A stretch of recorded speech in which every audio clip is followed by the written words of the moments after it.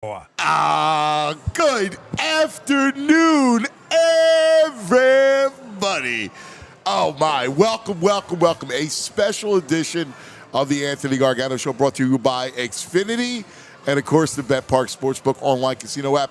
As we are live we continue the iconic Philadelphia series, right? We're live at the Wanamaker Building, the light show, a Christmas spectacular, a wonderful, wonderful tribute every year to Philadelphia. This is the holiday spectacular. We love it. I love this place. It means so much to me. This is another part of our iconic Philadelphia series. We were at the Reading Terminal Market. We were at the FIFA and the whole draw party, and we love to highlight, stuff. It means a lot to me, right? So the Philadelphia stuff, right, that really promotes our city and all the stuff that we do. I love it, right? It's just part of it. And this incredible light show, which you will see today. So I'm excited that we're here, and we're going to show you the light show coming up at 12:30. All right, so you got to stick around, and you'll be able to see the light show at 12:30 and 1:30. We're going to show it twice. And this is a place I brought my kids, right? Like when they were little, up until now they're teenagers and they're too cool for school. But I love this place. I mean, I came here as a kid. I brought my children here. They have the Santa's Village, and I love the fact that they're still doing it. This is a special year for the Wanamaker Light Show. We know about the building and the whole thing. So the fact that we're in this beautiful building right across from City Hall, it just means a lot, right? It's a treasure of Philadelphia. And look, we're a proud city. We're proud people. And I love to highlight this sort of thing of Philadelphia. What do you say there, VG? Yo, man, I'm a little overwhelmed emotionally. I got to tell you, you're doing that opening, and I get a little overwhelmed. Like, this is a big deal. Christmas doesn't exist in Philadelphia without this light show. I know. I've been coming here since 73. You're right. Since I was whatever.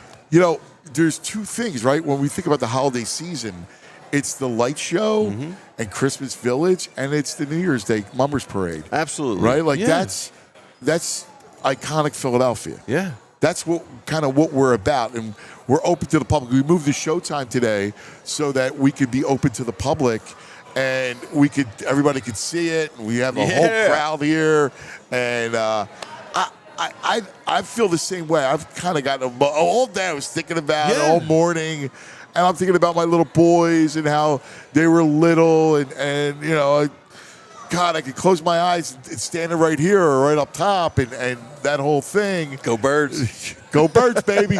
That's it. It means a lot, man.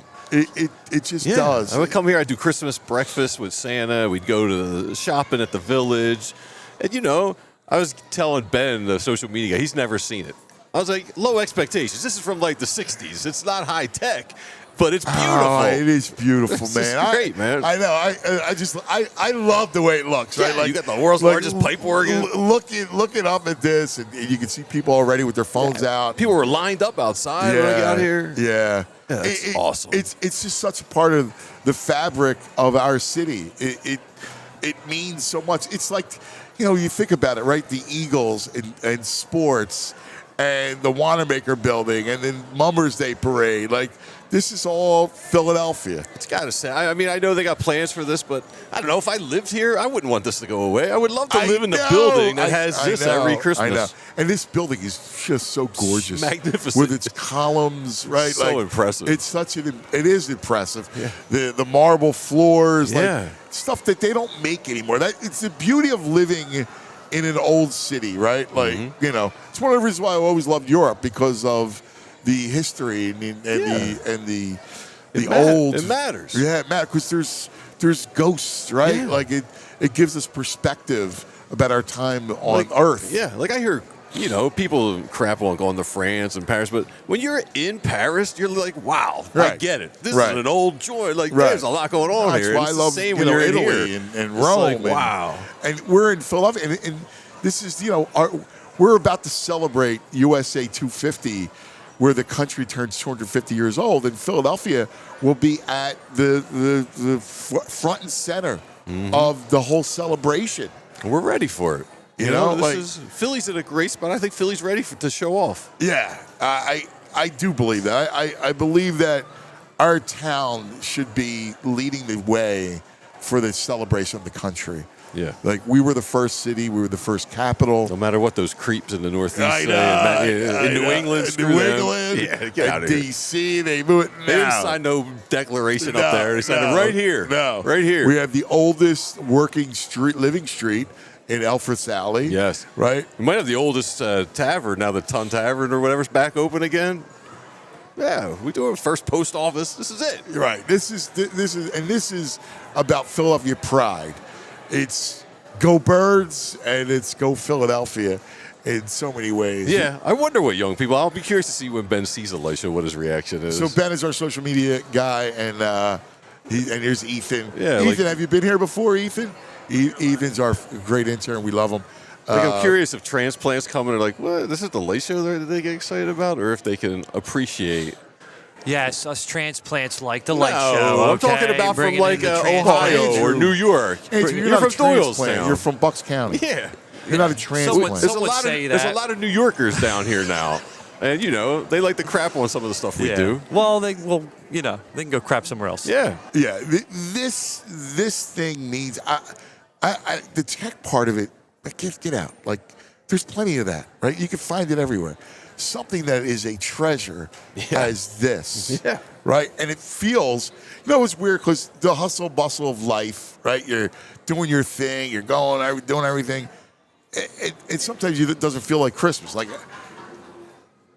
now today feels like it's Christmas. Yeah, you walk around the city, all the decorations are up, people are shopping. It looks great. Center City's the greatest, right? I love Center City. And it's a remarkable day out there today. Oh, like, you got to get outside 50 today. degrees. Yes. I mean, it's like the perfect time, right? Like it is.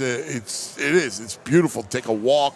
Yeah. If you're, we're going to be here till 2:00, and there's going to be the light show at 12:30, and again at 1:30. We're going to show it. But if you are, close by and you're thinking about taking a walk, please, all right, come by and hang out with us, all right? Like, that's a big deal. Yeah. Oh, it's skewing a little older. I think everyone's afraid this is going to go away and we're never going to get it back. Well, it is. It's my biggest fear, right? Like, that's something that I think about. Yeah. We got some good Eagles gear over here. Oh, the Eagle fans are live. Oh, look at Sean. What's up, guys? I love it, man. That's fantastic.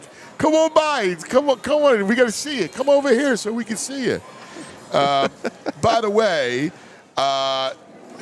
what's great is people are watching from all over the country. And if you're a transplant, it means something. Like, so Pet Shop Eddie is in Seattle, right? And he said, do me a favor. Can you shout out to my Ma Shirley, who I made watch today, and this is the building where she used to work and used to bring us tots for the show.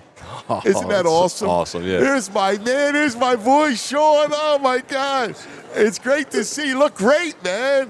What's up, brother? Go Birds, man. I love it. My Dirty 30 guys are here. You guys look fantastic. It's fantastic. What do you think, Super Bowl? Why not, man? Why not? Repeat. We're going to repeat division champs. Why not repeat Super Bowl?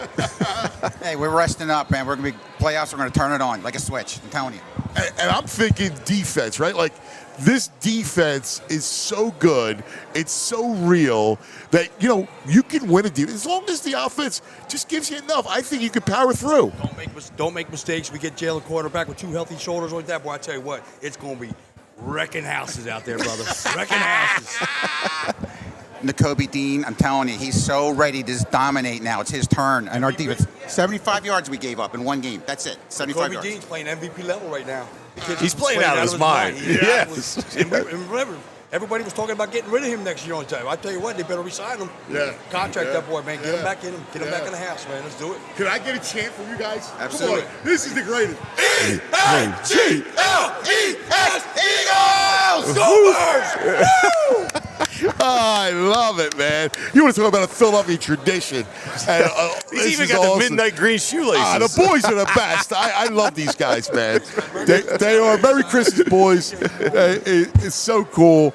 I love it. I absolutely love it. It makes me feel, when I think of the holidays, I do. I think of the Eagles playoffs as a part of it, right? Yeah. Like the whole thing. Where else do you have guys dressed with shoulder pads and game uniform at Right. noon? Noon on a Thursday, right? Like you're still a week out almost from Christmas. Love it. And Philadelphia, you gotta love it. well, that's it, man. That's the best part. We're celebrating our traditions today, being here at the Wanamaker Building, right? So, why? This is the best. We got our got the friends hand from warmer. WIP and Ants and the Dirty 30. Like, that's cool, man. That's awesome, and they're packing it in for this show. Yeah, the gonna be crowd tight, yeah. is awesome, man. I love it. I love seeing all these people. Dude, the energy's awesome. There are a It's lot of little people behind you overwhelming. right now. Yeah. Yeah. Well, you know what the beauty of it, again, it's we all come together for this to celebrate, our traditions and our traditions matter. Yeah, I mean, I'd be lying. Like I have like it welling up in my eye because I'm a little overwhelmed. Yeah. This is a meaningful spot to so many of us in Philly. It really is. So let's do this. Let's take a quick break. All right, we'll come back, and then we got all of our friends that really helped put this on today. Yeah. All right. So our good friends, we got Dana from FCM Hospitality. We got Brian Cawley, little friends of the Wanamaker Organ, which is iconic. Ooh. He's going to stop by a little bit later on. Pat McLoone, a great Philadelphia. It's Thursdays with Pat. Yeah. Pat needs to be on this show. He's perfect for this. All right, we'll talk a little Phillies with Jimmy Stakes a little bit later on as well. But I really urge you to make sure that you're with us 12:30 and 1:30 because you're going to see the light show right here on PHLY. And do us a favor and become a subscriber and hang out on YouTube. It's free. And check out all the great sports content we do on the website, allphly.com. And we get some great inside stuff, and we really love it, right? So if you haven't heard about us or you heard about us, but you're like a little unsure, check it out. You're going to love some of the content that we do deep inside sports. And, of course, we celebrate us, right? We celebrate Philadelphia. That's the whole purpose of this podcast and this show is to celebrate Philadelphia, highlight us. That's what this whole thing's about. So stay right here. We'll be back from the Wanamaker Building, the Christmas Light Show, in just a moment.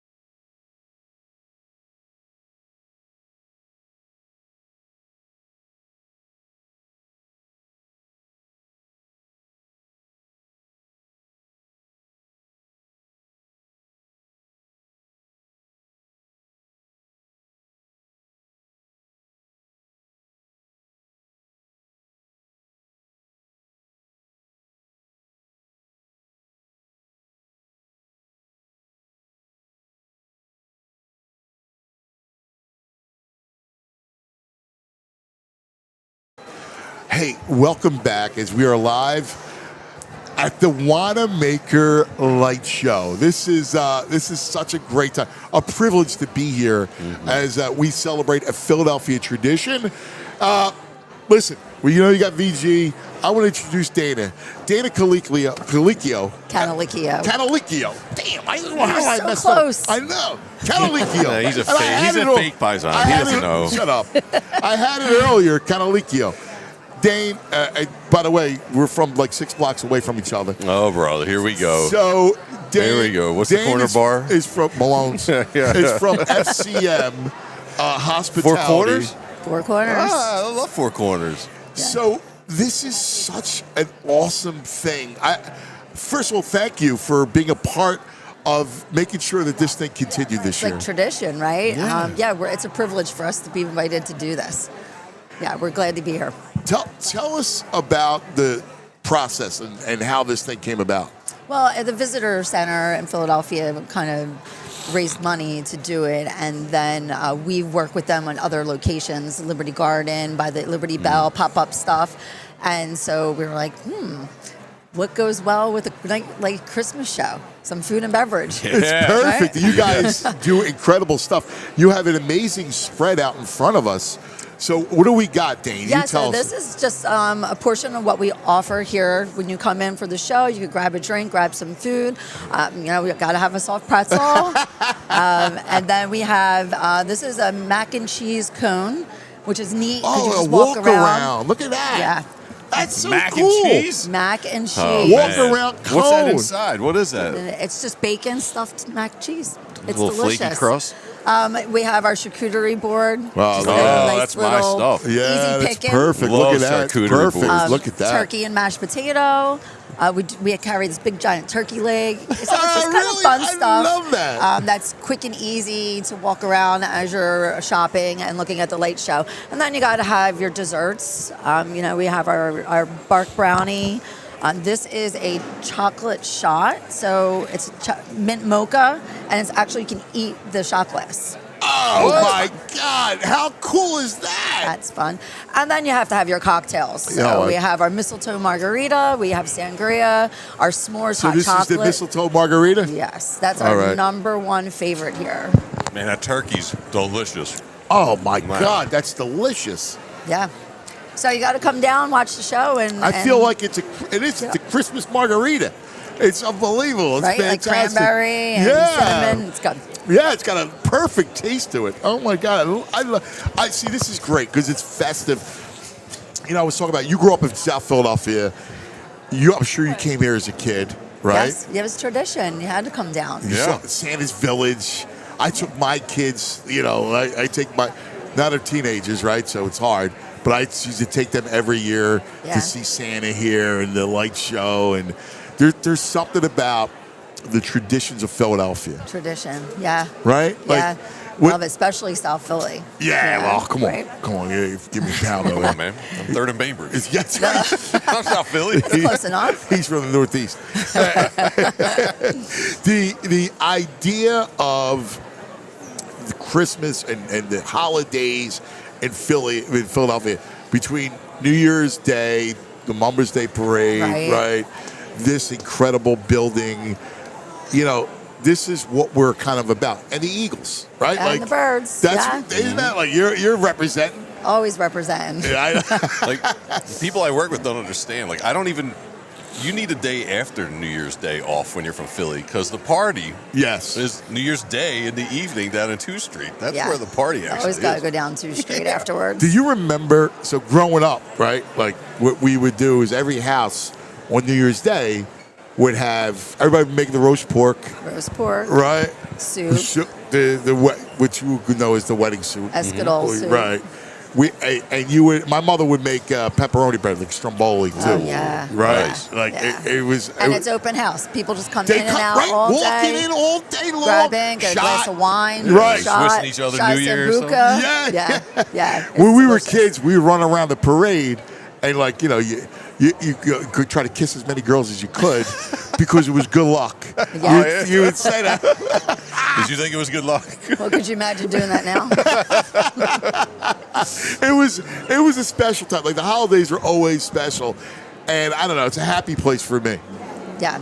Yeah, I mean, again, we're very fortunate that we get to be a part of this year. Unfortunately, it's not going to be here the next 2 years know. because of renovations, but hopefully they'll bring it back. Yeah, they have to. Oh, They have man. to. So there's going to be a Good. pause for 2 years? Yeah. Yeah. Look at this.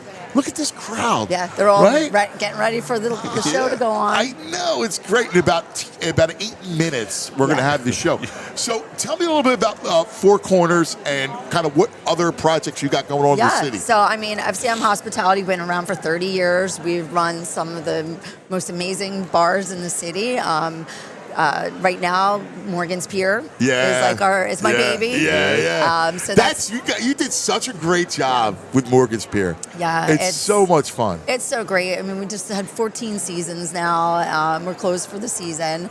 We have several other seasonal locations that are now closed for the weather. But after that, we'll open back up in the spring.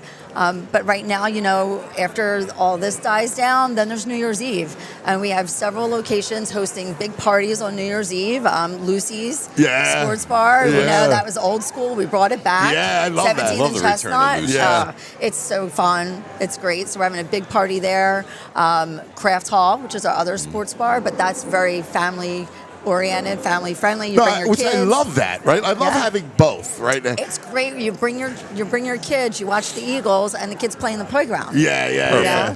And then for the teenagers, there's like the game room. So there's pool table and video games and stuff to play, and you can bring your dog too. Yeah. We have a dog park. Come on, man. I'm in. It's It's perfect for so them. family oriented, and it's great. 2 different scenes too.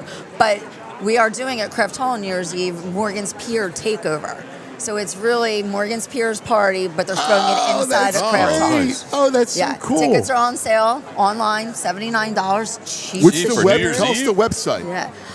Well, you could go to Four Corners or FCMHospitality.com, and then all our locations are on there. That will bring you to the location's website. Concourse Dance Bar, the Dolphin. Oh my God, the Dolphin! Dolphin. Oh my Yeah. God, that's crazy. Yeah, so that was a back in the day. That was like a sailor bar on Broad Street. Like, Sailor's Go-Go Bar. Do you remember that? Yep. Right? Yeah. Like, and I remember like they would say, "Stay out of that place. Don't go." Like we were teenagers, older, like 18, 19.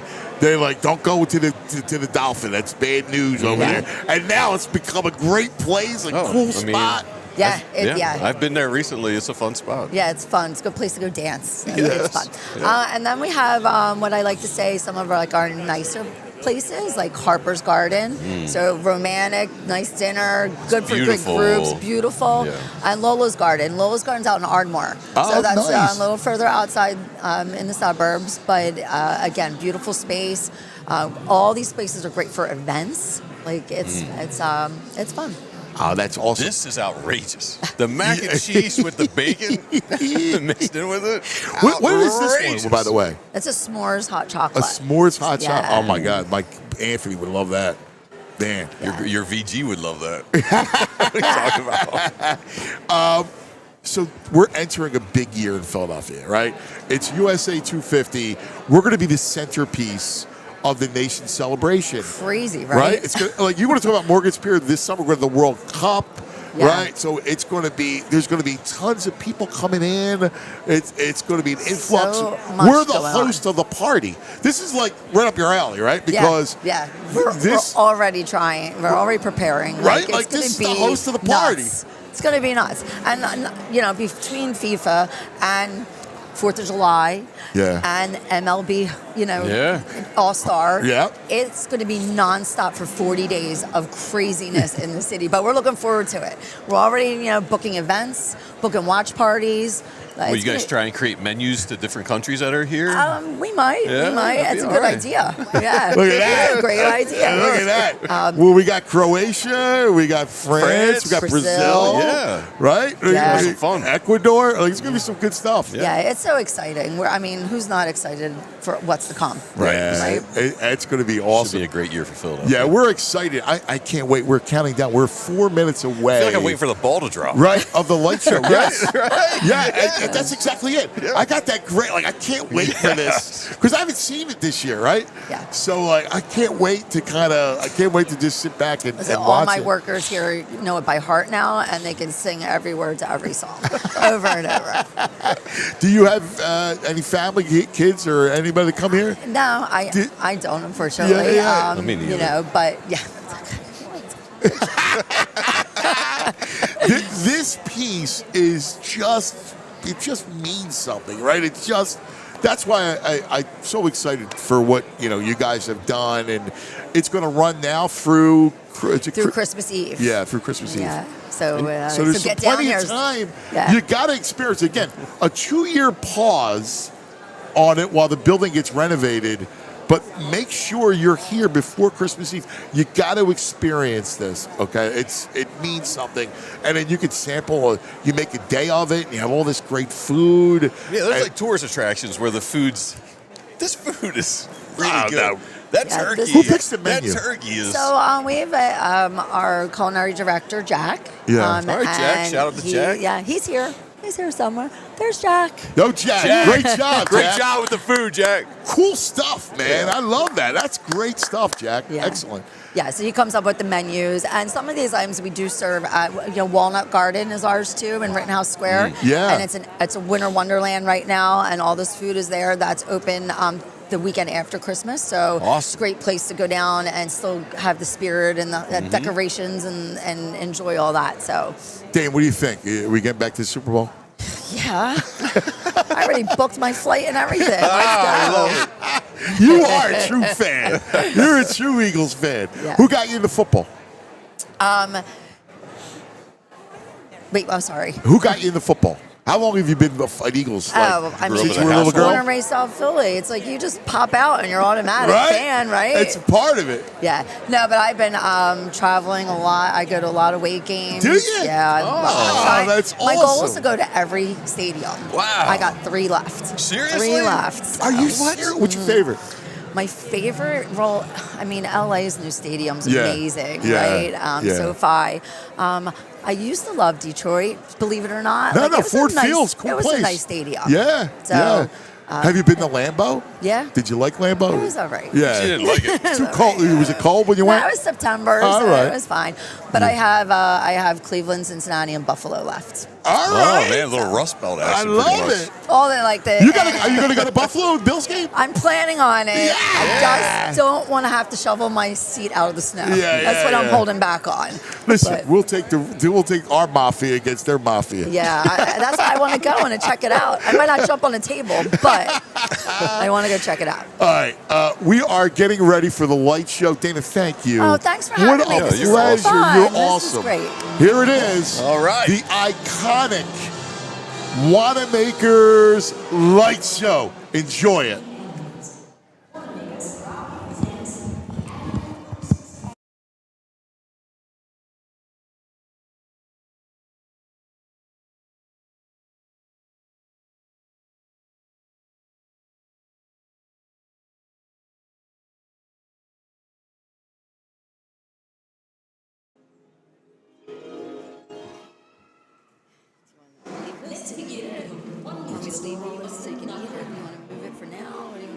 It's up to you. It don't matter. I'm not going to.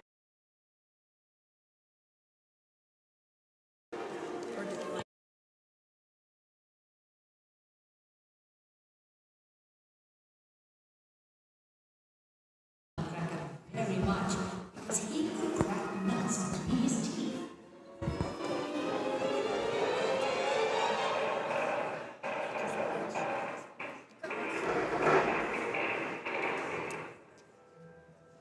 The Nutcracker and me followed the snowflakes through the forest. At last they came to the land of the Sugar Plum Fairies.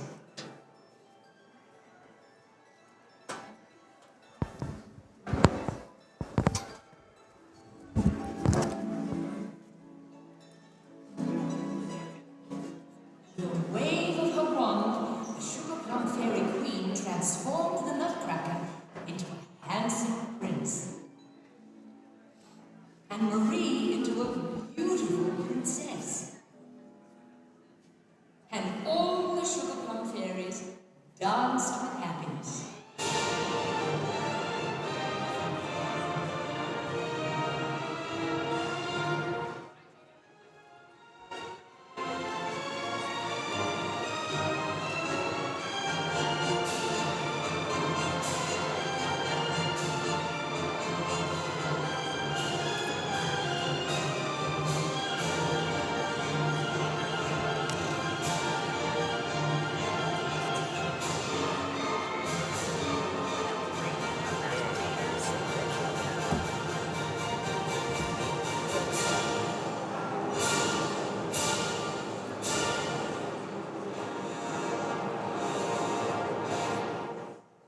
With another wave of her wand, the Sugar Plum Fairy Queen now invites all of us to the fantastic clock shop.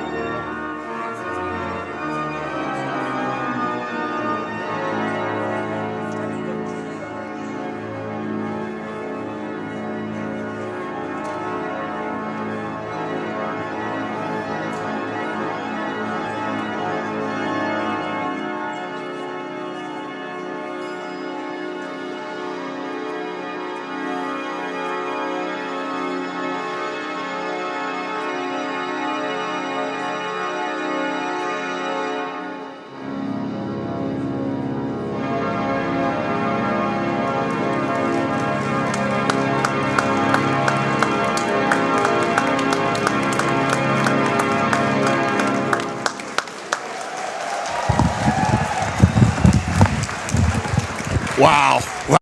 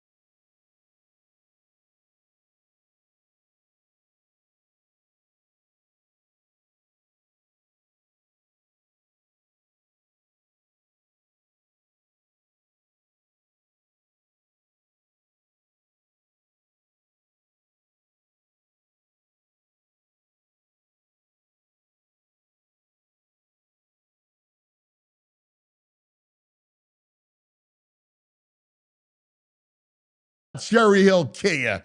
Are you looking for a dealership with the most inventory in the entire region? Kia of Cherry Hill, a Folk auto dealership. You know the name Folk, all right? All throughout South Jersey, they're going to give you the best. How about this? Over 450 new Kias to choose from. Tellurides, Sportages, K5, Carnivals, Seltos, Souls. Come pick out the gas-sipping Kia of your dreams. Payments anyone can afford. Listen, do yourself a favor. 2025 Car and Driver Awards, Kia's got 7 of them, all right? So Cherry Hill Kia, over 100 brand new Kias, MSRPs under $30,000, over 400 new Kias to choose from. Drive home your new Kia today. Lock in your savings. KiaofCherryHill.com. I know people buy Kias elsewhere. I just don't know. Welcome back to the Wanamaker Light Show. This was awesome. Like, you want to talk about Philadelphia and nostalgia and a great crowd and everybody here to watch it. Hope you enjoyed it and understand that this thing has been going on for a long, long time. And it's part of people's families. Like, we pass down our Eagles love from generation to generation, from family to family. And this is the same thing. And so I hope you understand that, I get it's not modern day tech. This thing, when it first happened, the production first occurred, it was groundbreaking, right? And this thing got passed on to today. So we hope you enjoy it. There's another show coming up at 1:30.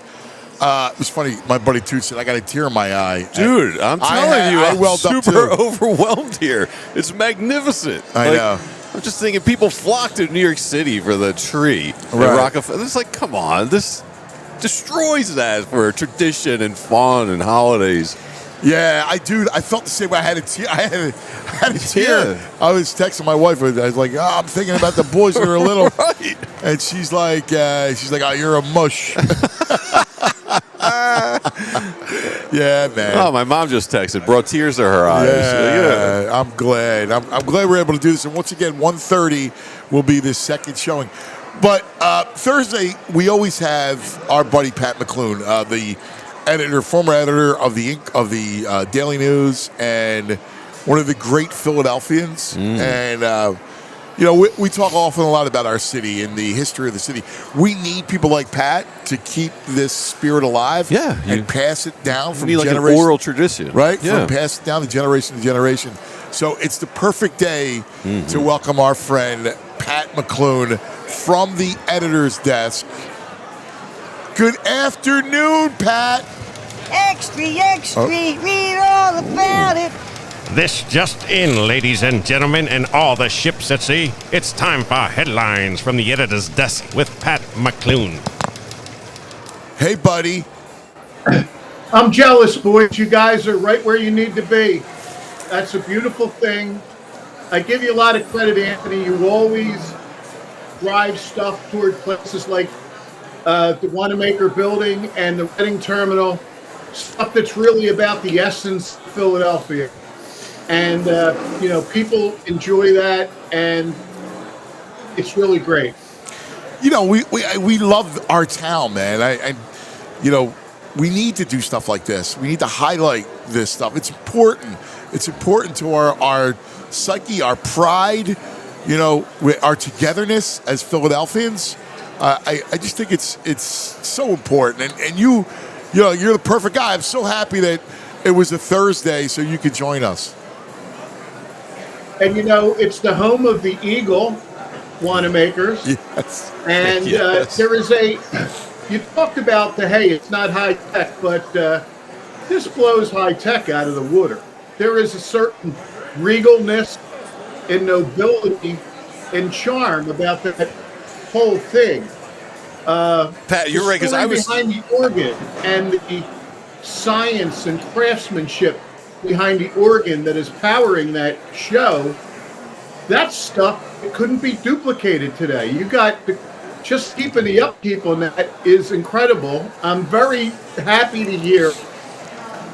I understand there'll be a hiatus for a few years, but the city literally can't throw enough money against the new owner or the thing to keep this going past that into the future. And they also, I would hope that they're able to preserve another wonderful thing about that building, which is the Crystal Tea Room. Yes, Which is a place that is incredible in its richness and history in Philadelphia. How many weddings? So you're right. How many weddings You're have right you been there? At the pulse of it, Anthony and BG.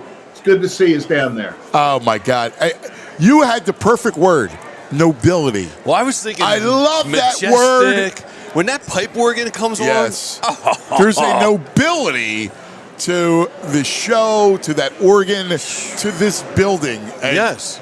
How many weddings, Pat, have you been to the Crystal Tea Room, right? Like occasions. Double figures, I would say. Yeah. Yep. Yeah, there's like, we all at some point attended a wedding here, and it was like, oh my God, it's so Philadelphian. And I love the word noble, regal, because that's what describes, this building, the marble, the crafts. You talk about a gorgeous building. They just don't And make the places idea like this. behind it with Wanamaker was to have a community hub. There was a gymnasium here. There's tennis courts, a place to shop, a place to eat. It was like an all-day thing, man. Yeah. Andrew, And look at the crowd behind you. Have you ever been down there over the years to see that show where you weren't getting pushed back or right. It kind of reminds you of the whole Wawa philosophy about it. Nobody likes being in a tight crowd or anything like that. But when you're in a tight crowd getting ready to watch the light show, everybody gets along and everybody's in a happy mood. Yes. And I don't know, there's something about the holidays that I like crowds. I love Center City around the holidays. I like the hustle and the bustle, and I love that sort of thing. Yeah, the one thing New York has that we don't have that I would love is I love the smell in the corner of New York around the holidays of those chestnuts, peanuts, or the nuts. Yeah. Wonderful smell. Yeah, it is. That smell is awesome. I'm not giving no props to New York for nothing. Not today, Pat. roasting on an open fire. Pat, take us through. By the way, Andrew, did you show the Pat's picture? You got to put it up at some point. Let's Pat do his headlines, and then we'll end with the picture, because this is a classic.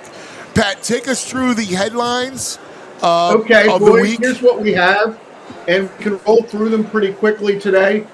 We have two Eagles.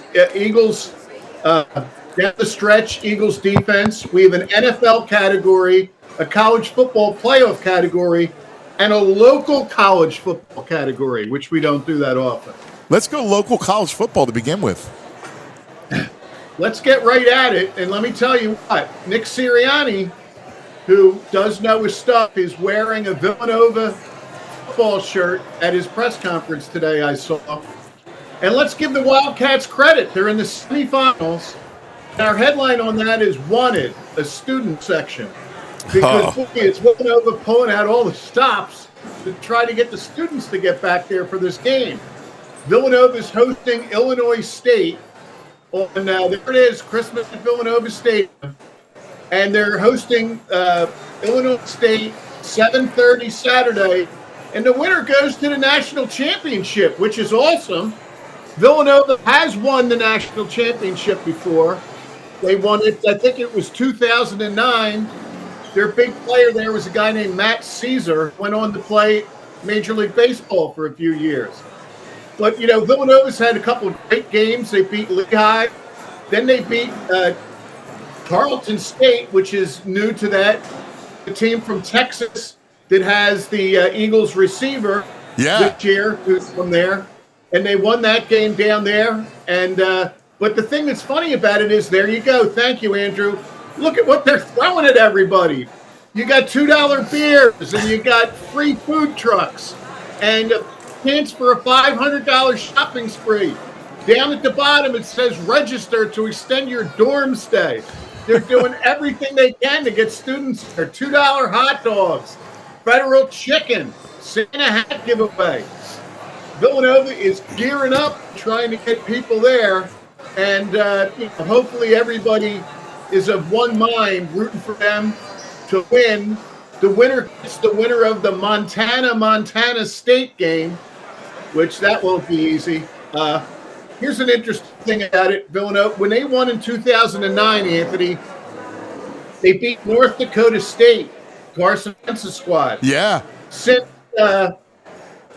2011, North Dakota State's won it 10 times.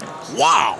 They're a But powerhouse. they're not in it this year because the Redbirds of Illinois State, who Villanova's playing, went up to North Dakota and beat them 29-28. Wow. So, you know, I think it's great. I think it's a letdown game for Illinois State. Yeah, Delaware went D1 and was in a bowl game last night. And they Villanova won. Stayed where they were. I think they made the right decision. And it's cool with their football team, and that Mark Ferrante, who succeeded in Italy, does a fabulous job with that He's a program. great coach. You know, Steve Spagnuolo and Mark are really good buddies. Okay. Yeah, in fact, I had them on one time together, and Spags loves Mark. Well, they're really good friends, and he's a terrific coach. Hey, Pat, the attendance rise. They're playing the winner of Montana State. Is that what you said? Yes. Yeah. So I had this as a nug for later. The demand for the Montana State game is insane. Standing room only tickets are selling for $450. That's more expensive than the first round playoff game of Ole Miss and Tulane. Wow. So the demand for that game is through the roof, and they're begging you out here to go see Villanova. That's wild. Wow. Yes. Yes. That's wild. Well, I mean, you know, not much going on in Montana State. But that's fantastic. I love it. I'm glad you led with that, Pat. That's fantastic. There you go. I mean, they really need to give the $2 beers are only the first quarter. You want to get people out. Give them a first half. Give them 2 quarters of beer. That's not you, cuz. Like you lose give the money people with what you. they want. They want a half. All right, let's go back to college football. Okay. And the headline here is Ohio State repeat. And it all starts tomorrow night, Anthony, with Alabama, Oklahoma. And my question to you guys on this is, and I posed this to my boys, my son Brendan thinks only Ohio State and Indiana can win this. I don't buy that. How many teams do you think can win it? I have 5. So I got 3. I got Ohio State, Indiana, and Texas Tech. Okay. I would say those 3, Ohio State, Indiana, Texas Tech, and I would throw in there Oregon and Georgia. I was going to say, if nobody's picking Georgia as a chance, y'all are nuts. Come on. What? You've turned your face up at them all year. All they've done is win. Not really. Have you watched them? I mean, like they're playing good football now. I mean, I don't think they could beat Ohio State. I don't think they can beat Indiana. Big Ten's overrated. I don't. But listen, Oregon's interesting. I think Oregon's got a shot. I like Oregon over Georgia. Get out of here. Oregon he doesn't know what he's talking about either. Oregon, Such a big fan. Oregon, and a big fan. He for the last Getting all worked up over a team he just for 2 picked weeks. up. 2 Everyone weeks ago. just craps on Gunnar Stockton. All the kid does is win. So, Pat, the Oregon's interesting. I could maybe see it. I'm just a little. Do they have the defense? to win, to beat Right. Ohio State. Anthony, my thing on Georgia is Georgia might be able to do it the Eagles' way. That defense might strangle you, and maybe you only need 14, 17 points. That's one heck of a defense down there. I don't know though. Think about Pat. Listen, defensively, they've played well over the last month, but earlier in the year they were vulnerable on the edges. Okay. So we'll see. Okay. We'll see. It's interesting. I'm not as high on Georgia. I know VG likes them, but we'll see. Yeah, it's just me. They got the third best odds to win the national championship. It's just they act like I'm going out on a I ledge. like Texas Tech. I think Texas Tech is legit. The game next week, if we get chalk, is before moving on, is Oregon Texas Tech. That'll be a game. Yeah. Then you get Alabama or Oklahoma against Indiana, Ole Miss against Georgia, and Miami or Texas A&M against Ohio State. So it really gears up next week. Yeah, and I just wish Notre Dame was in it. I would have put them with my 5. They would have had a shot, in my opinion. Oh, yeah. Oh, they were way better than Georgia. They're not even better than Miami. Yes, they are. PG, have you hurt yourself biting your tongue on this one? You guys are nuts, man. Does he know about college football? They played Delaware. I mean, come on. They got a man, and they're so irritating. And now it's in the clause that they have to be in the playoffs. They pout. They don't even go to a bowl game. Like, come on, you can't be cool with that. They're pouting. That's a lame look. You're a hater. That's such a lame look. All right, what else we got, baby? NFL? Yes. Okay. I want to make a point here. Okay. 1 point, and then we can roll. October 9th was the greatest day we've had in this year, I think. That was the day that the Phillies went down, and we didn't even get the consolation of the Eagles beating the Giants. Yes. The Giants legitimately rolled the Eagles. I didn't get to talk about it for 7 days. So on the October 16th show, I castigated Kirk Herbstreit, who I think is terrific, especially on college football. But on that game, Herbstreit said, "These Giants, wow, we knew they were going to be good.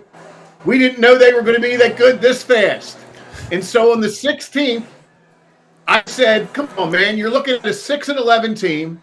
And now I want to castigate myself, because you know how many games the Giants have won since they beat the Eagles on October the 9th?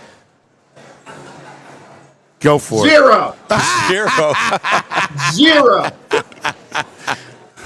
We didn't know how good we didn't think they'd be that good that fast. They're still junkies over there. Haven't won a game since. And I'm in the wrong, because they're not even going to get to 6-11. How great is that? Donkeys. And speaking of donkeys, how great was it to see J.J. McCarthy take out the Cowboys? Oh, that was beautiful. That was Route 9. Just tore through that defense. And just to have a little more fun with New York, the Jets. How many interceptions do the Jets have in 13 games this season, boys? Wow, that's a great question. 13 games. I'll say 25. I'll say 31. Let's keep to the theme. 0. The next interception that Aaron Glenn's Jets have this year will be the first. I thought you meant thrown. Yeah, I thought you meant thrown. They have no interceptions for their defense? They have not intercepted anybody. They've had 3 takeaways, all fumbles. Oh, my God. That's unbelievable. Is that a record, You Pat? talk about an inept defense. My God, that's crazy. All right, let's go to birds, brother. Let's lump the Eagles into one, and you can put up the headline about the Commanders command performance. Yeah, the Eagles rolled the Raiders. They very well can roll Saturday. The Commanders are always tricky, Anthony. Yeah. You know, I've seen them get rolled by J.J. McCarthy. They lost 31-0 a few weeks ago. But over the years, I've always found that the weirdest things happen in Eagles Commanders rather than Eagles Cowboys and Regals Giants. I can't stand the Cowboys or Giants. These Commanders, I don't know though. People shouldn't take, last year the Eagles went down there and lost 36-33 to break a 10-game streak. But there's a lot at stake here, guys. They got to put a stake in these guys early and take them out, and then they can walk out of there, and we'll go into Christmas as the NFC East champs. But I'm just saying, I think it's not going to be a walk in the park. Yeah, I'm hoping that their defense is not good, so I'm hoping that this offense could continue to kind of see what we saw, Jalen under center, and have success. That's what I'm really looking at, right? I'm looking at as long as the offense doesn't scuffle. That's right. Roll them out. Get the ball to Goddard. Get the ball on the edges. Yeah. And that'll open up those deep ones to Devontae and A.J. Brown. Jalen's thrown some bad balls. Go Birds. 2 balls he threw. The one a couple of weeks ago to Devontae late in the loss, and the one he threw for the touchdown against A.J. Right down the middle, both of them. It's there, boys. It's there for everybody. Yes. Yes. I love it. I love it. Well, I'm with you. Hey, Pat, I just looked it up. The NFL record for fewest interceptions by a team in a year is 2018 49ers. They had 2. So we might have a record broke this year. We might have a record broken. Yeah. That's amazing. That's crazy stat. Crazy stat. You feeling good, though, overall about them? Like that defense travels, man. I feel great about the defense. If we had the longer time, the defense, let's face it, guys, that defense has been lights out dominant against the Packers, the Lions, and the Raiders. And I feel great about the future of that defense. Yeah. How young it's going to be. Carter's going to be a madman next year. They get him in line, and he's going to be a madman. I feel like that they're getting pressure. I like the rush they're getting. BG, Fountain of Youth, he got those sacks. He got those stacks rolling over guys. He did the N'Kobe Dean treatment, went right through those guys for those 2 sacks. Yeah, that was great. And I did a social post. No one, he's so good that we don't talk about him as much as we should. Quinyon, man. Yeah, we love a guy that plays. One of the things we like about Phillips is he's a big guy. He's stout against the run. And, they've had some guys that are just rush specialists or big loads in the middle that can't rush the passer. BG, throughout his entire career, he's been a 3-down guy. He's your guy to stop the run on 1st down. He's your guy to get after the passer on 3rd. It's fabulous. Yeah, it really is. It's amazing. My brother, all right, do you have Pat's picture? Let's end as we are live at the Wanamaker Light Show. This incredible place, incredible building, getting ready for the next installment of the Light Show coming up at 1:30. This is, explain the picture, Pat. This is a photo where the ladies on the block took me down on the subway. They decked me out. You don't see me in a fedora every day, guys.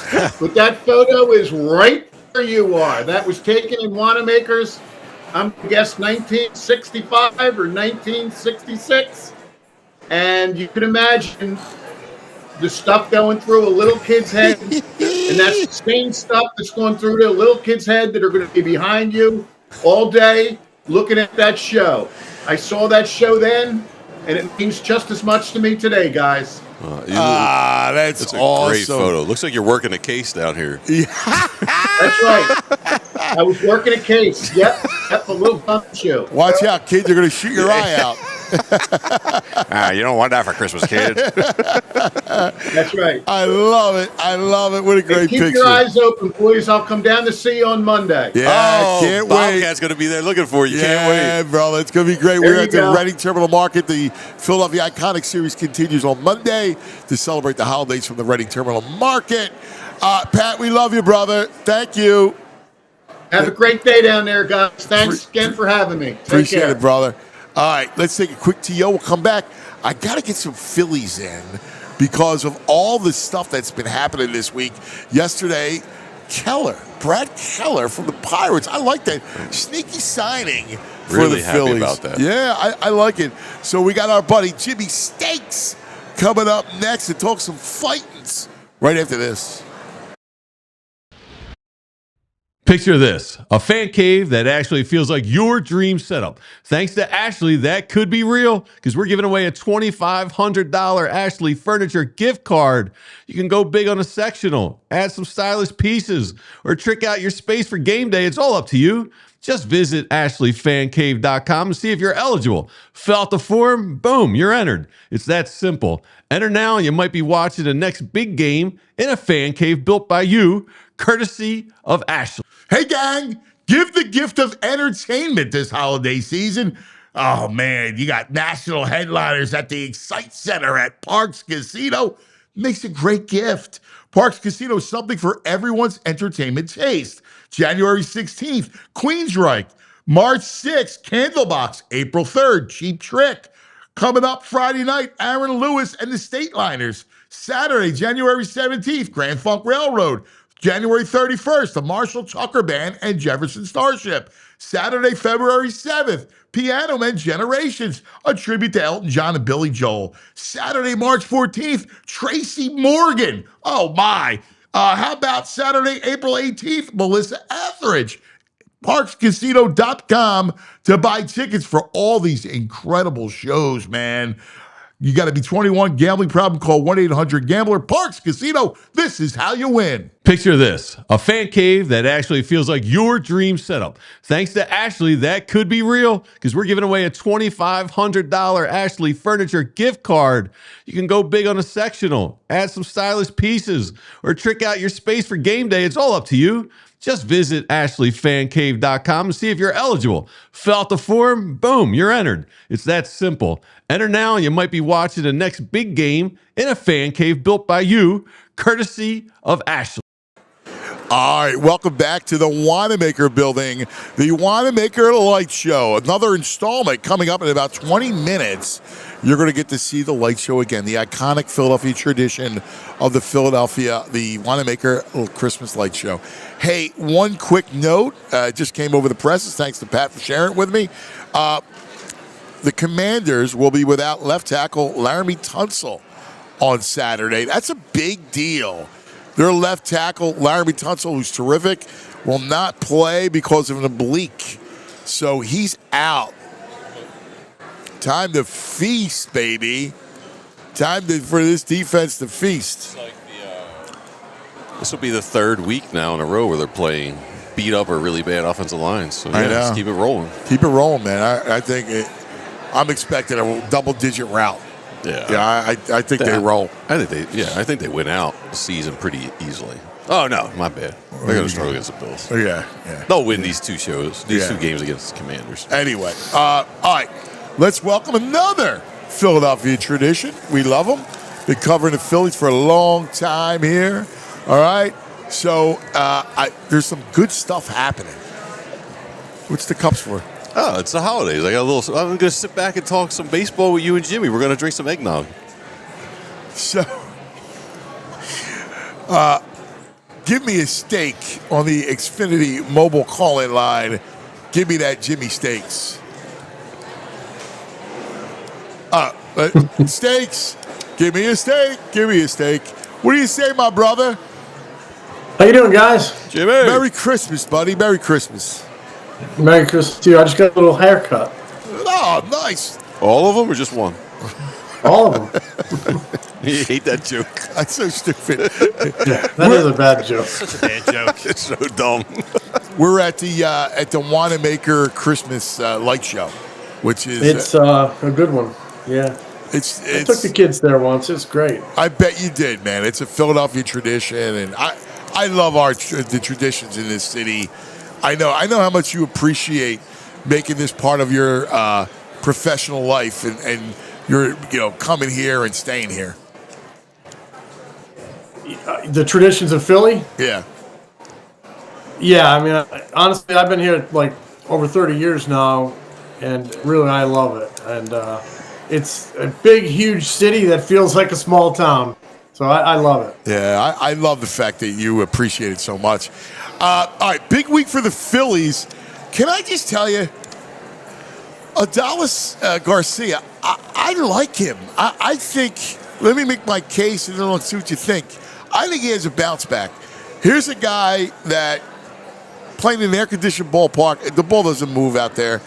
You got, last year was tough for the Rangers, a lot of injuries. Seager, who's their best player, was out a big stretch of the year, so there wasn't a ton of protection in the lineup for him. I think change of scenery in this ballpark. He's a really good defensive player. I actually really like the signing of him. Yeah, I think it's a really worthwhile signing. I mean, I guess, he's only $10 million. It's 1 year. There is some pedigree there. He had a monster of a year, 23. I mean, we're talking 39 home runs, 107 RBIs, like 22 postseason RBIs, helped him win a World Series that year. So it's in there, Anthony. The last 2 years, it hasn't shown. I mean, he's had OPSs in the mid-sixes. His swing and miss, his chase has gone up. His power numbers have gone down. His on base has gone down. 2 difficult years, but for $10 million, I think it's a decent bounce back shot and shot in the dark, whatever you want to call it, offensively. And on day one, he's going to play good defense, and that's very important for a pitching-based team. I mean, we saw how important defense was in the postseason. Very short series against the Dodgers. Defense cost them. Yeah. So I think we overlooked the importance of adding good defense, and they've done that in right field. But there's not a lot of right-handed bats out there. There's a real dearth of right-handed bats. And for $10 million, I think it's a decent shot to see if he can recapture some of 23. He's still young enough to do that. Different voice, hitting coach.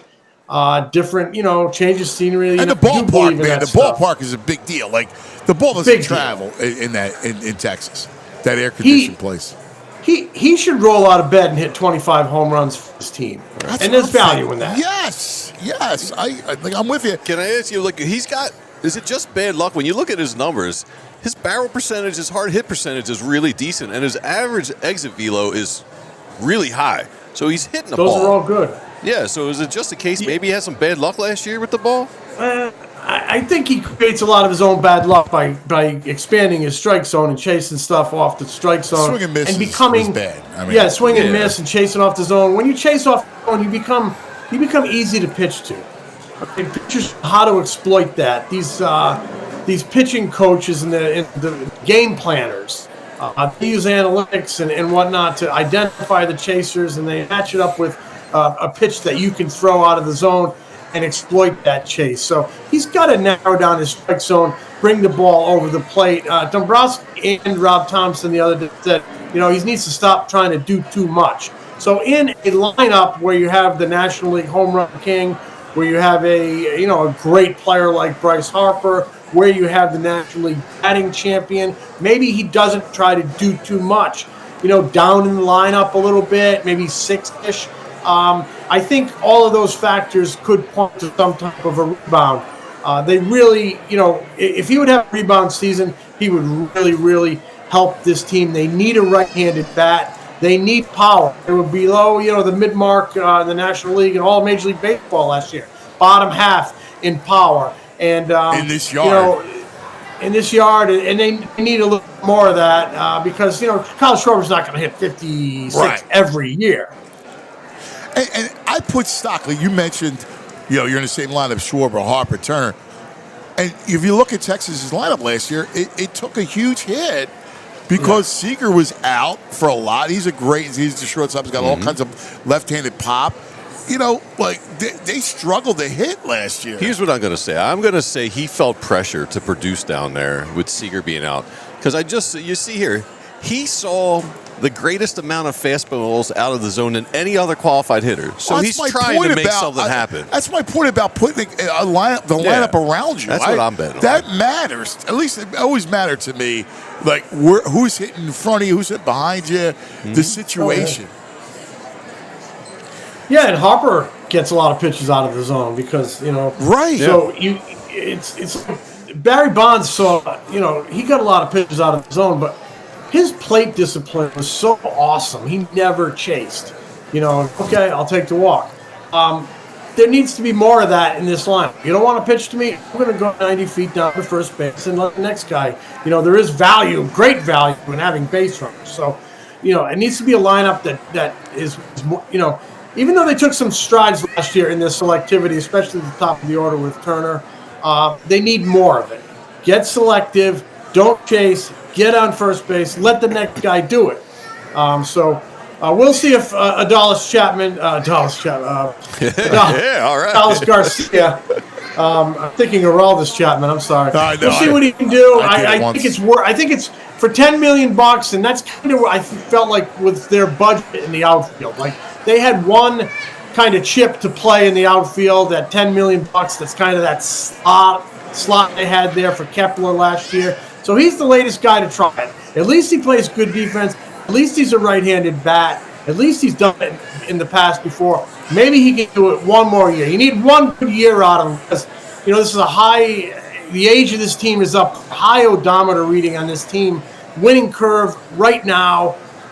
You need to go out there and go for it and try to win this thing next year. So if he can give you 25 to 30 and get on base a little bit more, stop chasing, play good defense, hitting maybe that 6th hole, you might be very happy with the signing.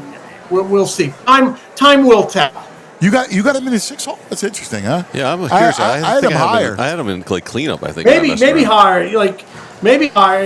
It's just that in the cleanup hole he chases so much. Is that really going to help Harper? Because opposing pitchers are going to be like, well, I can pitch around Harper because I know I can strike out Garcia. But if he improves his selectivity and and starts bringing the ball over the plate and produces, he'll hit somewhere in the middle.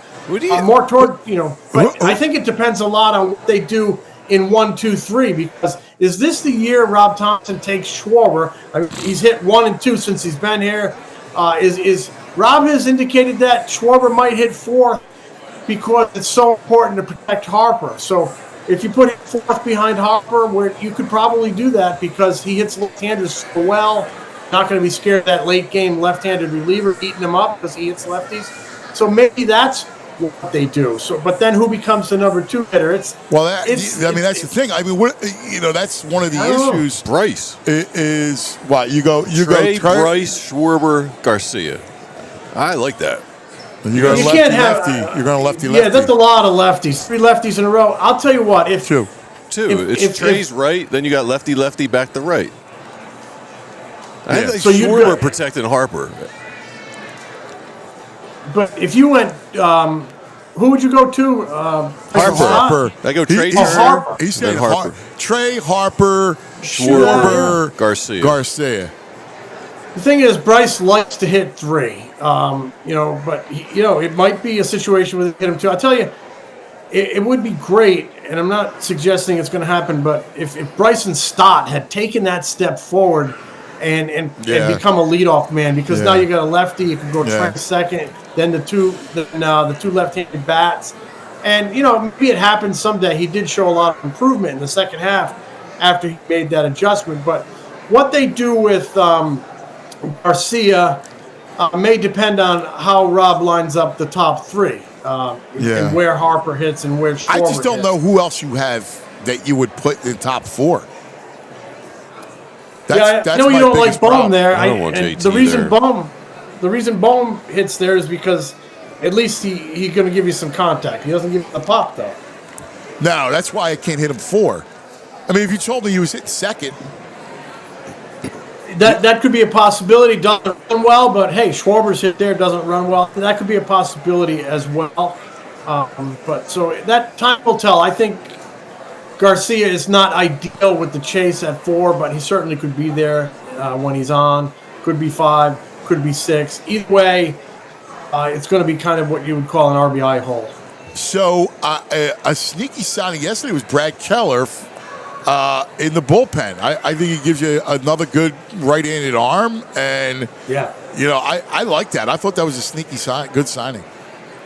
Absolutely. So while we're looking at Garcia saying, well, he needs to bounce back, Keller did bounce back last year and needs to maintain. And if he does, I think a heck of a signing.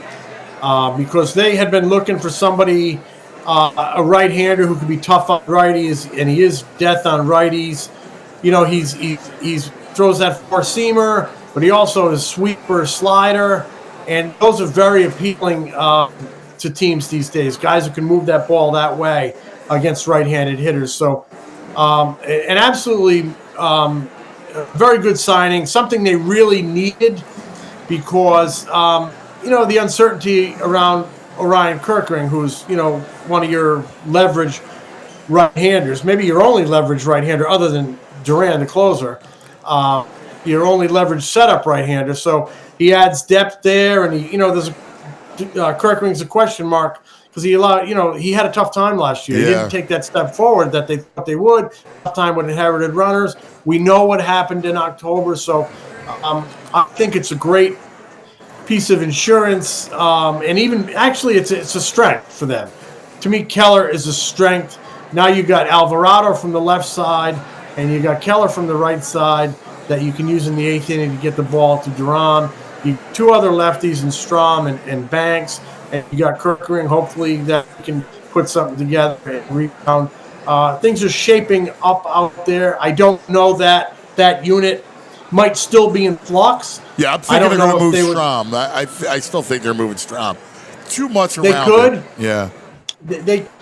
They certainly could, because you wonder, if they're budgeting for JT, how are they taking on that extra $11 million on Keller? Well, maybe they're planning on moving something. Maybe that's Strom's salary. Maybe they think they can move something in the infield. I don't know. But as it sits right now, while we try to, dig through it all, I really like the signing of Keller. I mean, he was a starter. Yeah, I do too. With Kansas City, a middling starter, but now he's a reliever, and it's unlocked a lot more velocity. And gosh, he pitched great for a contending team last year, for a playoff team.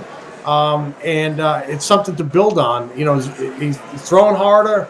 Like I said, really tough on righties. He's not going to be scared. He can pitch in that 7th, 8th inning slot, help you get the ball to Duran. I really like the move. Yeah, I do too. What do you say to people who go, well, it feels like a run-back piece. You're going to re-sign JT, and you still have the same trio of Bohm, Stott, and Marsh?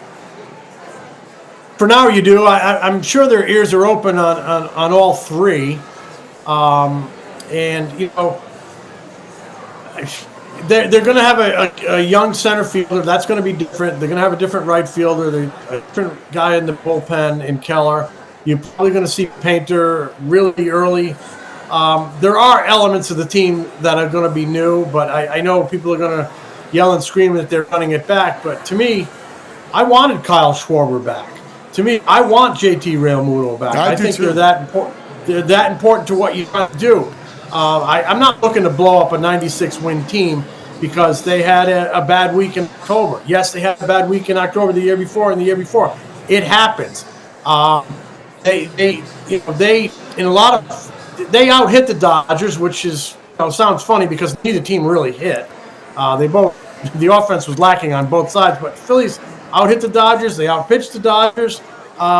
They just shot themselves in the foot defensively and on the base paths. They made a bunch of errors that hurt them, miscues that cost them runs and cost them that series. I expect this team to be a playoff team again in 26, and then you got to produce in October, and you can't beat yourself like they did this October. Hey Jim, what do you? I'm thinking this might be a sneaky. This Rule 5 guy they picked up, Zach McCambley from the Marlins. Yeah, dominates right-handed He's got good bats. stuff. Yeah. You think he's got another one? He's got a chance to be in that pen.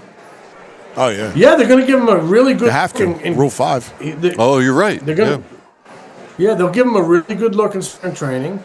And yes, I do think he has a chance because he, much like Keller, can move the ball away from righties. Yes. Slider, apparently a very, very good sweeper. So could be an intriguing guy.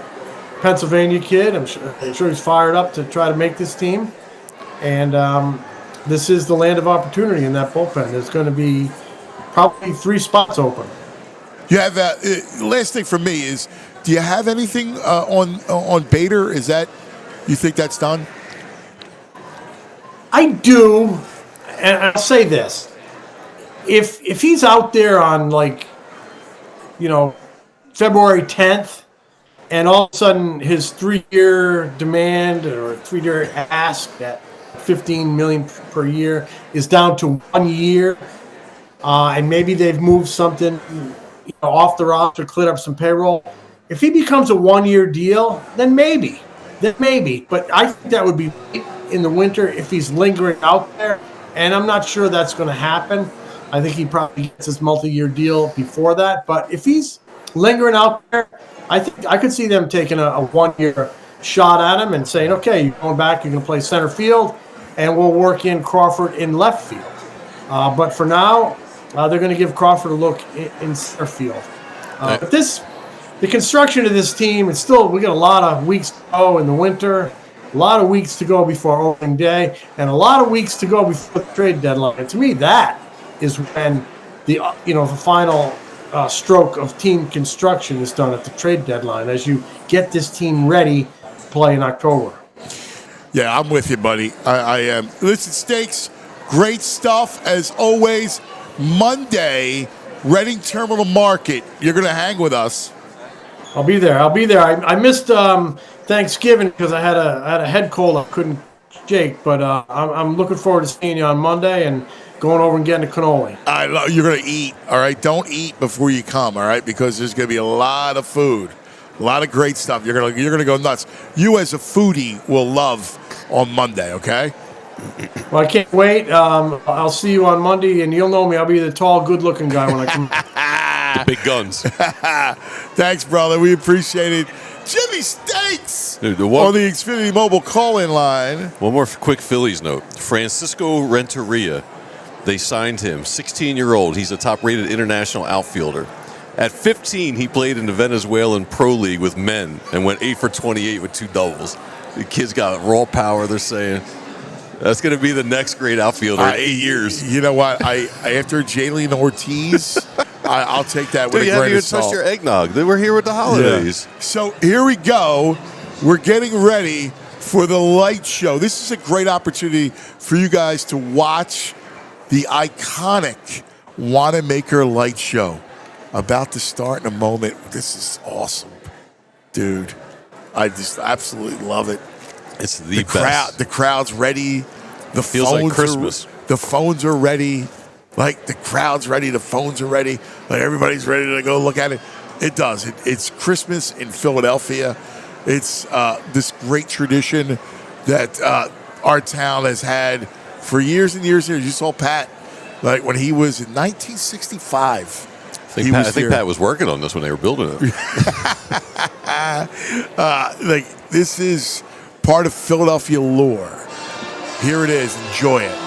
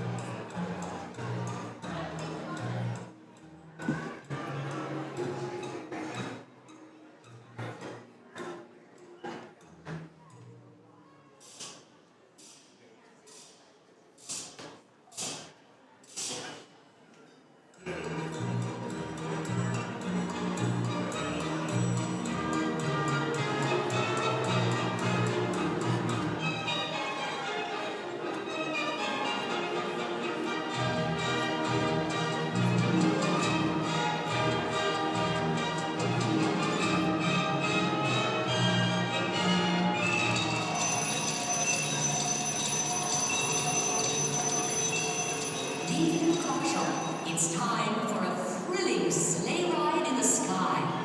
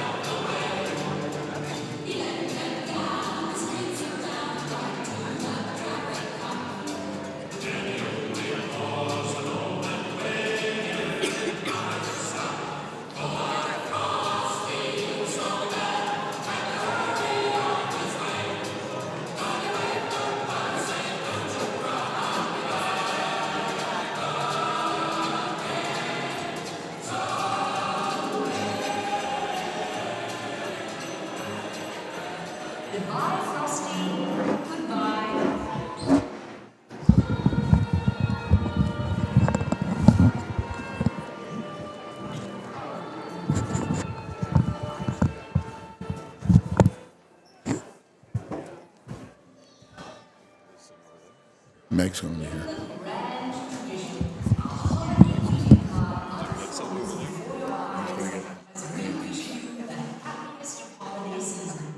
Merry Christmas, everyone.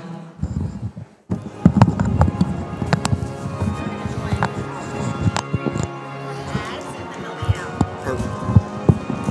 So we can start with all of them here. Yes. Yeah. All right, you guys are needing to scooch in a little more. Scooch in. Andrew.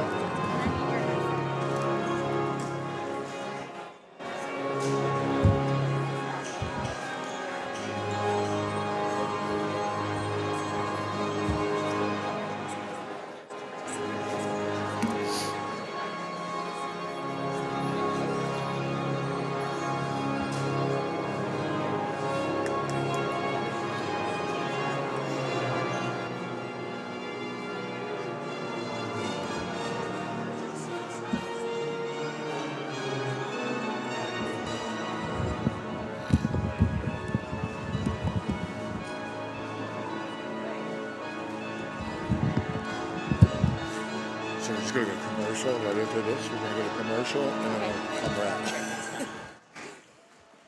You need this out right now. Brian, nice to meet you. Clear it out.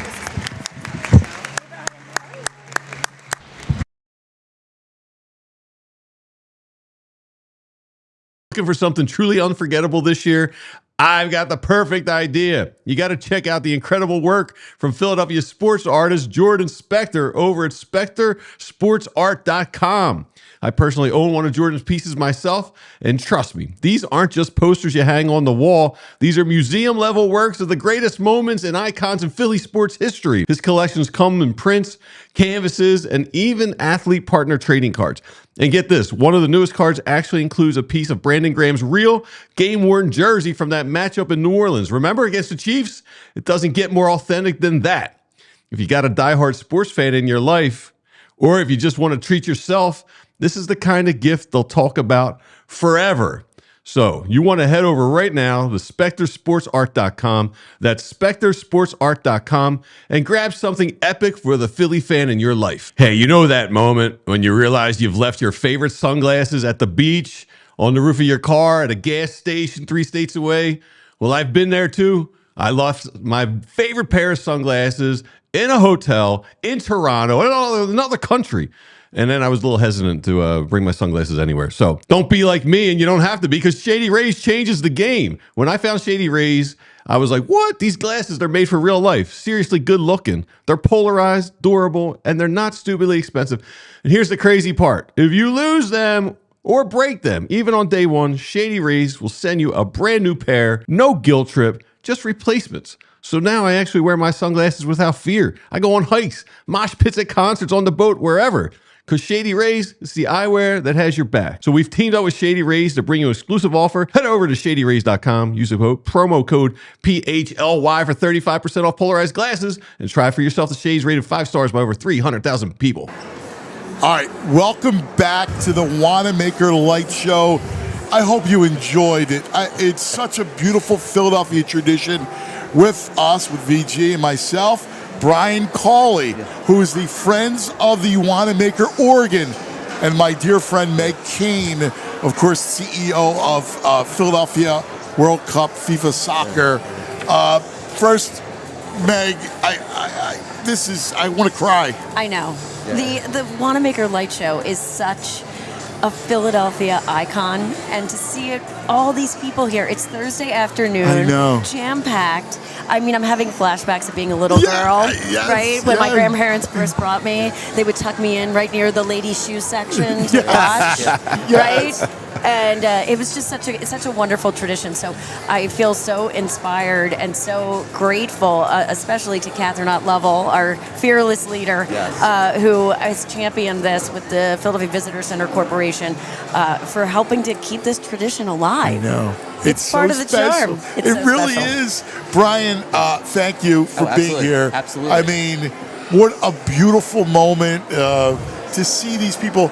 You, as the friend of the Wanamaker organ, keeping that amazing instrument intact, you got to feel a lot of joy. Oh, absolutely. It is our privilege to be able to conserve the instrument for future generations' enjoyment. What does that entail? Oh, it's a lot. So if you had a car that was 120 years old, you would need to repair it every single day. So that's what goes on with the organ. It is lumber, leather, water, and wind, and we have to maintain it each and every day. Wow. Is it I don't even know where to begin because the technical piece of it is well above my capacity to understand. Many days it's above mine as well. We have a curator, Kurt Mangel, and his assistant, Pat Weeks. Those two gentlemen, it's like that movie, A Beautiful Mind. Yes, Everything's yes, yes. These two guys are brilliant. And the work that they are able to do daily on each piece inside of there has really, it is at its most playable since 1932. So it's a masterpiece. The Wanamaker organ is truly one of mankind's greatest artistic achievements, and it's right here in the center of Philadelphia for everyone to enjoy. Oh, that warms my heart. You know how proud we are, and do me a favor, just lift your mic up just so I want people to hear you. How important it is to preserve our traditions. We're such a proud city, Meg. You know that, and we can't wait for the World Cup and to just show ourselves off. Well, we've talked about this. You and I have talked about this on numerous occasions, which is like Philadelphia and our traditions and what we protect and the way we think of things in terms of it's family, right? It's memories. It's generation by generation. And so when we think about the things that make us distinctive and special, the Wanamaker Light Show has always been part of that and part of who we are and that Christmas tradition. And then even as it's evolved, the incredible Christmas Village across the way, everything that has grown, but this is what keeps us all rooted. And there's so many people. I mean, the organ is so stunning, Brian. This light show is probably Philadelphia's largest shared experience. Wow. I mean, this is the 69th season that it's been presented in Grand Court. You're brought here as a child. We would, every season, see generation after generation come back. Many times a family is 3 generations large when they're here. It's grandparent, parent, and grandchild, all here underneath the arches around the Eagle. It's symbolic too, right? Because obviously sports and the Eagles, what it means, right? Yes. The whole symbolism of passing something down from generation to generation and sharing it. Yes. I couldn't agree with you more, and that's what I was like. For me, there's a warmth and a nostalgia that comes with this, but also the desire to make sure that my nieces and nephews see this as well, and that they get to have this experience. Right? That's what makes it so important. Like when Catherine said, when the news came out, right, that Macy's was closing, but last year, I mean, there was this immediate well, what about the light show? Well, I was in the room here at Macy's when the decision was it came down and it was shared with us, and the very first question was, "What about Christmas?" So the light show had transcended the retail operation. It is part of the fabric of the city. It's the warp and the weft, and it wouldn't be Christmas in Philadelphia without the light show. I totally agree with that. So what do you think for the future? Obviously, the next 2 years, renovation. Major renovations here. The Visitor Center is in very close conversations with TF Cornerstone. Very hopeful that we can continue the tradition for years to come. Fundraising is going to be ongoing. This was a department store. It was a cash business every day into a register. So the fundraising for the light show will continue in the same way, and we are very hopeful for the post-renovation era. Oh, good. And what I think is so amazing about even standing this up, right? We had incredible support from the William Penn Foundation, from the Connolly Foundation, who stepped up incredibly. But then you also had the small donors, right? That small donor campaign, $5, $10, $25, people posting their memories, people who didn't live here anymore, right? Saying, I remember being a little girl and a little boy coming here. And so I think that small donor experience, that's what we need, right? Philadelphia is to preserve this tradition as we have it, which is open and free to the public. We all need. It's a $5 from everyone is going to go a very long way. So if you love the light show, if you've been here, if you want it for future generations, to help us preserve the organ, the experience, I think what Brian said is perfect. But it's all of our responsibilities to do this. It really is. I want to read you guys something. This is from a woman named Shirley. We had, I gave her a little shout out early in the show, right? Yeah. And she said, can you, she's like, with everything going on, it hasn't felt like Christmas. I haven't had the Christmas spirit, but this reminiscing totally made me cry, and I'm very happy. Very good. That's what it's all about. Yeah. That's what it's all about. Spreading joy. Yeah. You know? Every person, we build a coalition. What started with a concern at Macy's that became a visit with potential partners, that became a partnership with Visit Philly, with the Visitor Center. Every single person that we asked if they would come on board with us said yes. I mean, I'm sitting across from an example right now. The conversation I had with Catherine right before Memorial Day, she's like, "Can you get the band back together?" And I was like, "Yes."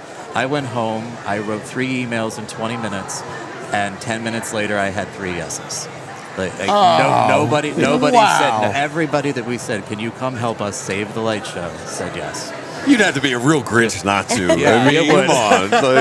But to spring into action, right? Yeah. That's what that's the spirit in which Brian's talking about. Yeah. How long have you been part of this? Oh, I had my first job out of college in this building, and then I've actually worked for all 3 retail banners under Wanamaker's, Lord & Taylor, and Macy's. My last position with Macy's here, I was the visual director of the store. Always look great. Thank you very much. Thank you very much. Felt like I was in Manhattan or any other department store when I was here. Thank you very much. It's true, and I have to tell you, I did not do that alone either. That was another coalition that would pull that off. Yeah, but it was classy. It was classy. It was regal. Yeah. Right. Thank you. Like Pat used the word. We had Pat on because I had Pat on. Right. We got to have Pat. He used the word nobility. Yes. To describe the building. The light show, like there's something about it. It's majestic. Yeah, the retail operation and the visuals have always matched the building. The building set the tone. Oh, I know. Absolutely. Right? I love it. Like it's so beautiful. The marble, the columns. I mean, it's Imagine just an what architecture it felt like wonder. in 1904 when ground was broken, and in a horse and buggy town, this Florentine palace rose from the ground. Wow. Think about that. Yeah. I mean, the other buildings in town were 3 stories high, Yeah. probably made of wood. Right, And then right. this appeared. Like, Yes. what did that feel like as a citizen of Philadelphia? Right. That Yeah. Mr. Wanamaker made that investment in all of them to be edified in this space. Our Medici. That's, Yes. you know, Yes. in a lot of ways. I mean, because this building has been such a fixture of our cityscape. The Grand Court is Philadelphia's living room. Oh, That's what we say at the That's so Friends. eloquent. Yes. That's how we say it at the Friends. It's Philadelphia's living room. Everyone is welcome here. Oh, It's great. I know. I get emotional thinking about it. Because it really brings the whole city together. And Yeah. it doesn't matter, right? There is socioeconomically or diverse, like when you come here, even if you don't celebrate Christmas, you know the light show, right? And the voice and Julie Andrews and the regalness of her voice to narrate and this shared experience. We don't have that. You know, we talk about social media all the time as being the thing that gives us shared experience. When you have this, right? Social pales in comparison because to this. We're together, like VG brought up earlier, and he was so right. The idea of all of us together in a crowd, like people, I hate crowds, except when it's something like this, and the energy and the spirit. Look how happy everyone is. Yes, right. Yeah. And I haven't it's seen refreshing. It's like before the Eagles game. It is. It Not has during the Eagles game. No, but before. It's got a tailgate experience to it, right? It's tailgate with a big Christmas icon It's right a fresh in the middle. tailgate every hour. That's right, every hour. That's right. Don't worry, we got the bar open. There's things there's vendors all around. Approved vendors here, right? But you know what's cool is that shared experience. We're going to get that this summer. With the World Cup and Fan Fest, and, absolutely, right on Lemon Hill, and the idea of all of us together, you know, and everything will happen right through here and across from here. Yes. It's amazing. It's such and it's so much a part of the story we told. When we talk to FIFA, the idea of what the Wanamaker Light Show is, as it imbued that entire bid, right? It's authentically Philadelphia. And I think the way that it's been saved, right, is authentically Philadelphia. I don't know that it happens in another place. I don't know that it would happen in another place. I mean, the light show shines because of the citizens of Philadelphia. Everyone who went into their pocket and gave their time, their talent, and their treasure is why the light show is shining today. How long did it take when you called for action to then it being preserved? Days. Wow. So Macy's legal department had absolutely no interest in monetizing Philadelphia's traditions, so it was immediately excluded from the liquidation of the store. We actively sought out nonprofit partners who could take on the responsibility. That's when we met Catherine. We brought Catherine here with a team, and she brought her friends from Atwater, Kent. We call it the 3-hour tour, because that's about how long it took. Catherine, I love it. We may have scared them to death. And walking out, true Philadelphia fashion. I escorted them out of the building to the doors, and we were on this corner over here when I said, "Have you talked to the Friends of the Wanamaker Organ?" And she said, I got a side eye, and she's like, "No." And I said, "You're going to need them." And then she looked at, she goes, "I'm going to need you guys." And I said, "If you need anything, you reach out." And about 5 weeks went by, and I thought, I haven't heard from those guys. I'm like, they must have a question. I mean, like, it's not a Pollyanna idea of just hanging up the Christmas lights. I mean, right. It's like a Rolling Stones production. Correct. And so I'm like, I should probably call them. And while I'm having that thought, I got an invitation to talk to them over Zoom. The question was, do you remember, do you know? And I was like, I do know all of them. She's like, can you get the band back together? And like I said, it took me 20 minutes to write the emails and 10 minutes to get the responses. Yeah. We had a site visit a week later because I was like, we probably did scare you. Why don't you come back while it's quiet? Right. And we did like a 2-hour tour after then. And we came back and visited the village again. And then we were like, we are going to do this. And she's a fundraising master. I mean, like, she's a rainmaker. The best. No one fight. No one. I've never seen anything like it. What I've learned from this woman this year is Catherine just nuts. Odd-Level is a force of nature. Yes, she's like, Hurricane Catherine. In amazing. the best possible way. It's amazing. It's the only kind of hurricane you want. Right? Is Hurricane Catherine Odd-Level. Yeah. And before you knew it, we were hosting Christmas in July and announcing that we are going to do this. And then from that moment, when we started that fundraising, I guess the Enquirer broke the story at 5 a.m. By the time we got here at 7 a.m., there was already thousands in the pot. And I was like, oh, my God, look what's happening. It was look crazy. what's happening. It Sue was and I standing over unbelievable. there. I know. Yeah, and it just kept going. And when we hit that 100-day to Christmas mark and we said, let's do a campaign for $12.25, it rolled in all week. It rolled in all week. The generosity has just been heartwarming. Yeah. Well, to your point, when you first sat down, you talked about the spirit of Philadelphians and how the small donors, how that made such a difference. And I think that's kind of who we are. We rally for a cause, especially our cause. Absolutely. And this was, I think, something that was so... It's been by Philadelphians for Philadelphians. I think that's exactly right. And I think that's, and Brian, that sums it up perfecly. Yeah. And that's why I think people felt so committed to this. It was accessible, right? It's an experience that we've all lived and shared and loved, right? And how, and at a time to the viewers text you about not feeling the Christmas spirit and a lot of things. It is heartwarming. It is something that gives you that feeling of like, this is the Christmas spirit. Fully embraced. Yeah. It's amazing. Him and I both had our eyes welling up while we were know. here, like Oh, my watching God. this. I was holding it back. The night they showed it the first time, when they previewed it, I mean, I don't know that there is a moment where I missed my grandparents or my parents more. Right. Right? I know. But felt so proud and thought like, they would have loved this. Right? They would have loved this. And I can, like, again, just thinking those, like, flashbacks of, like, getting dressed up to come to Wanamaker's. Yes, it was that we were, I can imagine It's the best day of the year. Yes. Best day. Best day. In my grandfather's Chevy Nova. Green Chevy Nova. Like, it was like seatbelt light. God, from like 1977. But, I mean, those are the... Maybe not. Maybe You're not. sitting on the hump. That's right. Right. But it's right. but all made it. That's You're fine. We've come a long You're way. here today. We're here today. But I mean, those are the things that I think make it so amazing, and the work that the Friends of the Wanamaker Organ have done. I mean, you've been the most important partner to all of this because it's such been a a gift. privilege for us to do it. That we would never say no. We're about to end because the organ's about to come on, and I want to thank you. Oh, absolutely. Thank you guys for I coming want to today. thank you, and I want Philadelphians through Christmas Eve, the light show runs.